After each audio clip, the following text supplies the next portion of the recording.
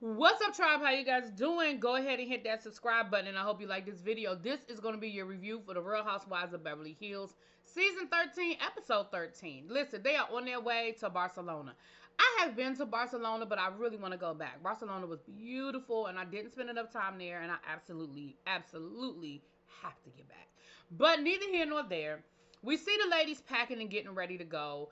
Um, we find out that Sutton is taking the ashes of one of her mentors, a man by the name of Merce Cunningham. According to her, he is a pioneer in dance choreography. She said she worked for him in the 90s. Listen, at first when she said she was taking Merce and she was talking about she had these ashes, I had a lot of questions. Like, my first question was, why are you taking him to Barcelona? Like, why? Like, she said she's had the ashes for like 13 years. So my question, and she was like, I've never been to Barcelona. So I had a lot of questions. My first question was, Sutton, you are a millionaire. Why have you never been to Barcelona? Like, I know you've been to Europe a million times. Girl, why you ain't take you a little bloop bloop, little quick ride on over, crossover to Barcelona? It's right there.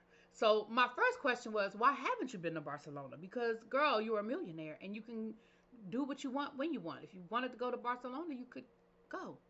My second question was, why are you taking the ashes to Barcelona? Which I found out later. His first company was in Barcelona and it was significant and all of that. So I found that out later. But my third question is, he don't have no family. How you end up with his ashes? And in 13 years, you haven't had time to go to Barcelona? Now listen, I think it was a great moment. And when she told the story and she got very emotional, look, I'm here for all of that. But I had some questions. Anyway, the ladies get to Barcelona, child. Dorit is one of those people that always has to be extra no matter what. Now listen, I have been on flights overnight and I have seen people change into their pajamas. I always found it to be very interesting. Again, who am I to tell people not to get comfortable? And I have flown in the back of the plane going across over to Europe, and I have flown in the front of the plane going over to Europe. The view from the front is a lot better. But I just never understood. Like, I saw this lady one time. Which one? I think this was when I went to. It don't matter.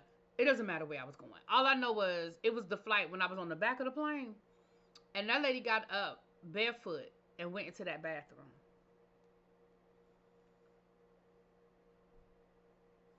So Dorit has on $1,200 Chanel ensemble to sleep in on the plane. Like, you always just got to do extra. You just always got to do the most. Anyway, the ladies get to Barcelona, honey. And we get to the villa where they're staying, which, of course, you know, villa is just, I don't know, in my mind, whenever I hear the word villa, I always just be thinking, like, small house, and it's never that. But it's a beautiful renovated home. Used to be the home of a really big wine family. So they have like this beautiful wine cellar that, you know, the house has been renovated. Um, that's the other thing about when you go to Europe. Oh my gosh, everything in Europe is not everything, but you can find these old um you know, like these old structures that are just gorgeous, but you can tell that they're really old, but they're gorgeous. Anyway, the house is beautiful, but they say it's haunted, child. Look, I ain't here to tell people what they should or should not be scared of. But it was funny to me how Garcelle was like, I'm sleeping with Sutton.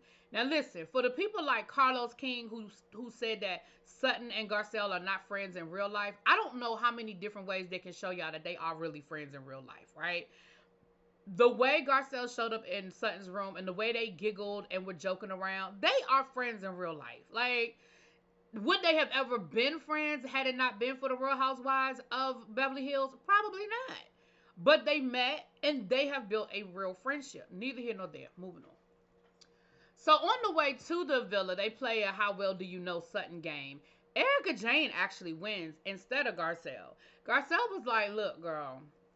But what I found was funny was Garcelle said, girl, I'm not even trying. Because Sutton was like, I'm surprised you don't know these questions. Sutton was like, girl, I ain't even, Garcelle said, I'm not even trying. I feel like Sutton wasn't even trying to answer the questions. Because one of the questions was like, can you name one of my cats? I'm sure Sutton knows the name of, Garcelle knows the name of Sutton's damn cat. You know what I'm saying? She said, what type of car do I drive other than my Bentley? It was a F-150 truck. You think Garcelle don't know that girl got a truck? I really think Garcelle wasn't trying. Because she gave away a crown. Not one of her Dolce & Gabbana crowns, but a crown from her store. Child, Garcelle probably knew what the prize was. Because I know I would do that. If I'm traveling with my friend and I knew what the prize was, I probably wouldn't be trying that hard. I'd be like, it's a crown from her store, girl. You ain't about to get one of her Dolce & Gabbana. I don't care. Look, I would be doing the same thing as Sutton. Okay, Garcelle. I keep saying Sutton and Garcelle, Sutton and Garcelle. So, they get settled in. And they're having, what did they have? Did they have cocktails first? They got freshened up first. And yeah, then they were having dinner? Look, I'm trying to remember now. Child, hold on. Because, okay, I just had to make sure nothing important happened before we got to dinner. Okay, so we get to dinner. Erica's wearing her crown. Listen, I am loving that Versace lounging outfit that Erica had. It is so cute. I have a pair of pants that are similar to that. Of course, they're not Versace, okay? They are Ashley Stewart. Ashley Stewart. Okay, not Versace. But they're cute like that. Anyway, the ladies are having dinner, and that's when Sutton tells them the story of Mr. Cunningham. And she shows them the ashes, which I'm not sure why that is the reason. Listen, don't bring no ashes to dinner with me. If we're not getting ready to spread the ashes, I don't need to know you have the ashes.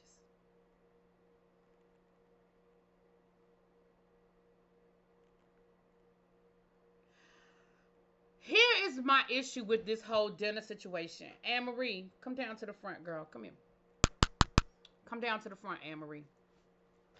Here is the problem, Bravo. When shows go on like this, as long as they do, you start hiring fans. F-A-N-S. Anne-Marie is clearly a fan of the show.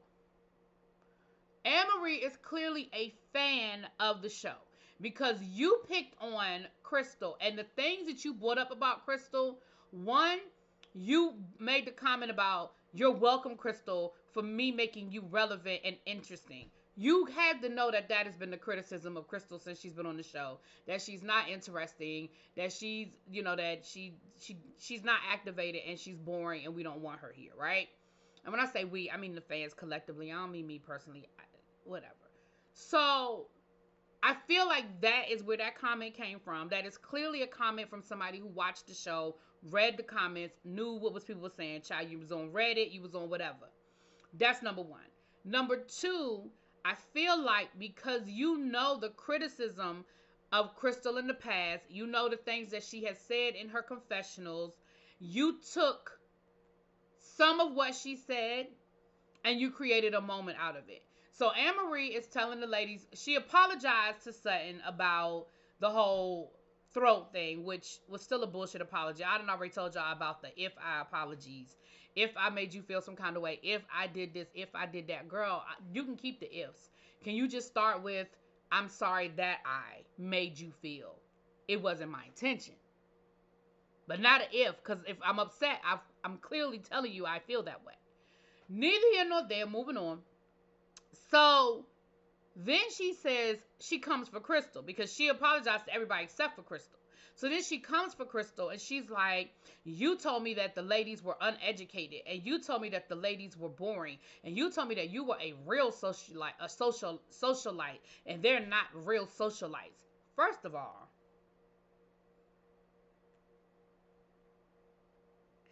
do I feel like Crystal would... First of all, we know that Crystal has made comments about the girls being dumb. Like, that ain't new. So, I need all of y'all to stop acting surprised that Crystal would call y'all dumb. Because they literally showed the clip of her confessional from last season where she said that y'all ain't the smartest people in the room. So, that's number one. Crystal has said it. So, if you was going to be mad, you should have already been mad. Number one. Number two, do I think that Crystal had that whole full blown conversation with somebody she just met? I don't. Do I think that Crystal has the potential to say some of the things that Anne-Marie said she said? I do. Do I think she said them to Anne-Marie? I don't. Um, the socialite comment, I absolutely don't believe Crystal said it because it don't even make sense. It just doesn't make sense. It's the uneducated part, sure. The socialite part, I think Anne-Marie was putting 20 on 10. The problem is because Crystal has been condescending and has made certain comments, absolutely there are going to be people that's going to believe it. Like the Dorit to the world who in her confessional made a comment that seemed to have pissed people off about her being a child bride. Listen, I think that part of the problem with our society sometimes is that once somebody says an insensitive comment, then we nitpick everything they say and turn it into a microaggression. I am not Asian, so I cannot say how someone of Asian descent feels when people make comments that are based in a stereotype. Okay, so don't come for me. But I didn't take what she said as a microaggression against Asian women because she made the comment about being a child bride. But again, I am not Asian and I can't tell somebody how to be offended. Moving on. It turned into a whole big thing where eventually they stopped the fight because they were like, listen, it's late. We got jet lag. We tired. Everybody need to go to bed. So we do. We go to bed. That's when we see Garcelle and Sutton up in the middle of the night giggling and being friends. And then the next morning, we see Garcelle having a conversation with Anne-Marie. I see you, production. I see you. And then we see Sutton going to talk to Crystal. Anne-Marie was like, I don't like conflict. I don't like the problem, but I don't like people lying on me and da-da-da-da-da. Girl, you do want conflict because you were trying to make a mark because you wanted to stay on the show. You wanted more than one season. So, whatever. Sutton is talking to Crystal, and Crystal had the nerve to say, I don't think anybody's going to believe her lies. Girl, I'm sorry. How long have you been on Housewives? They absolutely are going to believe her stories. Girl. They are absolutely going to believe her stories. Girl, what is wrong with you?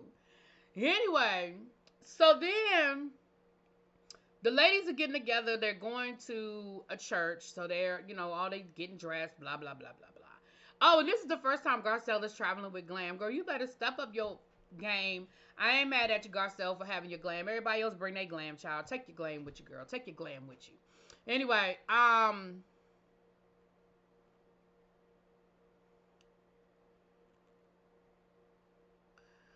Erica brings up the fact that she won her appeal about the earrings.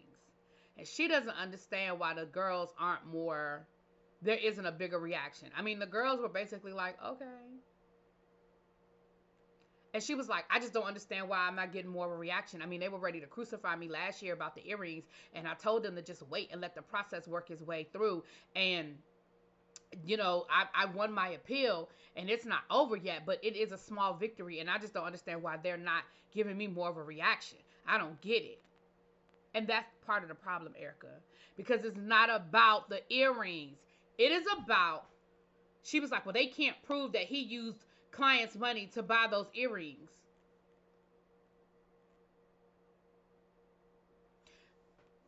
Walk with me on this one, people.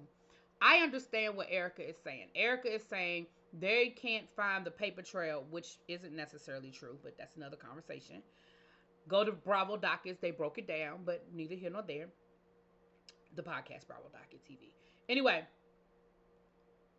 what Erica is saying is they aren't able to show a direct connection between those earrings, the money that her ex-husband or husband, whatever he is at this point, used to buy those earrings.